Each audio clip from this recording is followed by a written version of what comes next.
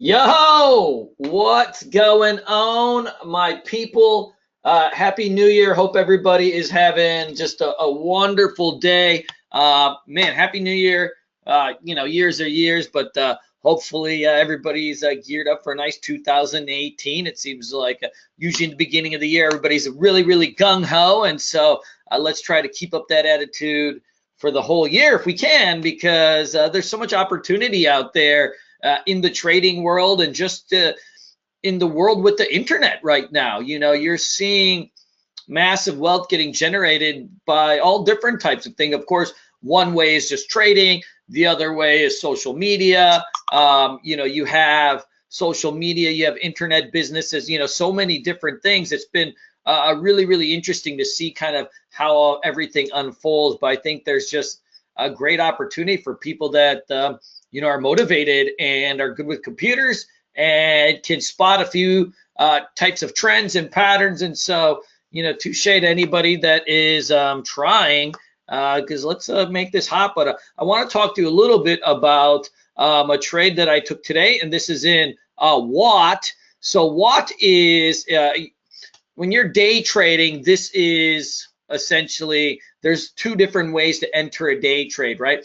One is on a breakout, meaning you're buying a stock as it explodes on strength.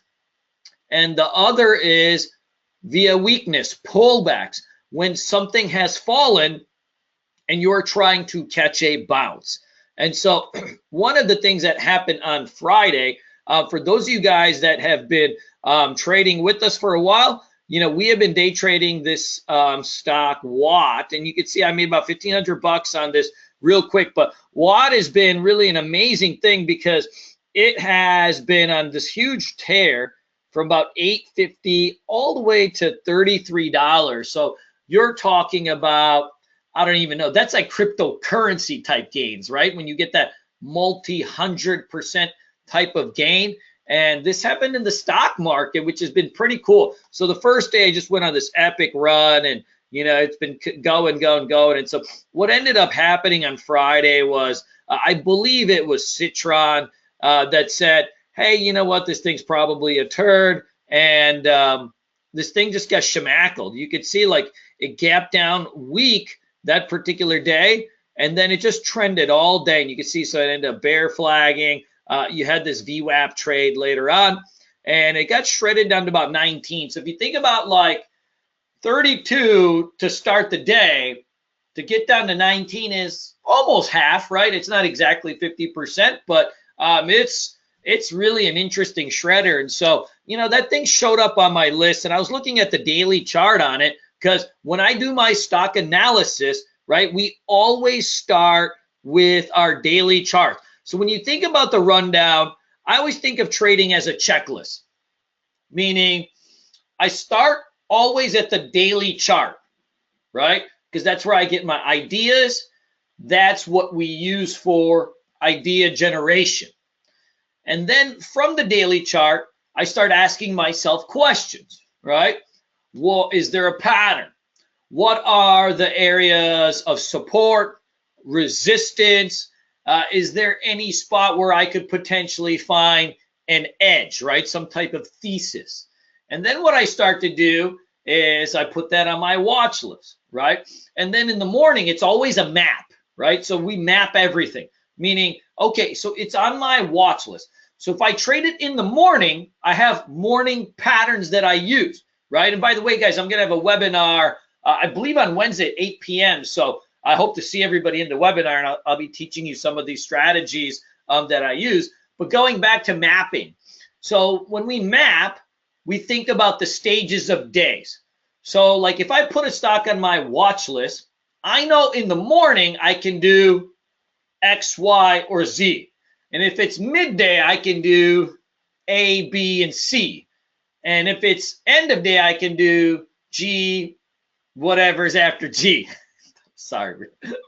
But those are the different things. So I'm mapping it out. Now, because I'm primarily a morning trader, right? So I have this on my list, and I like it because, well, it's fallen quite a bit, right? And I'm thinking, well, maybe if it gaps down, it's going to get to the 9 EMA. And if it gaps up, that'll be a sign of strength. Like maybe there's some news out or some fresh demand. And I like when stocks gap up because it tells me that there's already strength before the market opens. And so I have two different options that I'm going to be doing, right? I like it on the daily because it's come down so far. And then I'm mapping it out intraday, meaning that if it opens weak, like it gaps down or it opens weak, then I'm going to wait till it hits the 9 EMA on the daily chart. And then I'm going to start looking for my intraday patterns. Then what we do from there is we start to move it around, meaning if it doesn't gap down, then I want to do is look and see what could I do if it opens strong. So if it opens strong, then I could do X, Y, Z patterns, right? Meaning at the open, we can go quick pullback buy. We could go ORB, right? There's a handful of patterns that we use intraday. There's three main ones. And so I'm mapping it out. If it works, if it's weak, I can do this. And if it opens up strong, I can do this. And if I don't see either one of those opportunities the way I've mapped them out, then I have to leave the trade alone. So it happens to be that this stock gapped up in the morning. You can see this, right? So we got a gap up right up in the morning right over here. And so when a stock gaps up, I have two options. I can wait for an opening range to develop, meaning a range up here, or I can wait for it to pull back to a level like a 9 EMA and let it start to round up, and then I can take it. So after it popped up, it didn't develop an opening range. What it did was it pulled back. So when it pulled back, it held the bottom of the breakout bar, which can be support, right? I'm looking at this. So as it's holding here for a couple candles, I add this thing near 21, right, with the stop under those last lows. And now what I have is a surefire entry to get in where my risk is really minimized. One of the things to remember in trading is it's not just about the pattern and where you can enter, but more important than where you can enter is how can I get out if the trade goes against me? That's more important than actually where you get in, because as traders, our number one job is risk management. We're not professional traders. We are professional risk managers. Meaning, if you look at somebody who's been in this business 10 plus years like myself, or some of my cohorts, if that's even a word, right? One of the things that you'll see is we've made it this far, not because we have those $100,000 days or $50,000 days or all that bullshit you see from, right, all the jokers on social media. Well, I'm talking about the people that grind in day out, make 1,000, 2,000, 5,000, whatever, but they do it every day with consistency, and they've made it this far. They are professional risk managers, meaning, sure, we want to trade the pattern, but we're only taking the pattern if we can do it in an area like here, where if it goes against us, we can get out, right? And for a small loss. So I'm getting this close to 21. If it goes under, right, what, 2060, 2050, I'm going to get out. So I'm risking about 50 cents on a $20 instrument. That's like 2%, right? For something that we know has a lot of range. When you look at this ticker, what do you see? You have $3, $4, $5 moves all the time, right? $3, $4, $5 moves all the time. So now think about this, right? You're mapping it out. One of the things as a trader to always remember is the juice worth the squeeze? Meaning, if I'm going to risk 50 cents, will I be able to make multiples of that? Yes. In this particular case, yes, because we know from the past history that this ticker runs $2, $3, $4, $5 when it comes out of its patterns, because I've been trading it and I can just go back on the chart and see. Very, very important.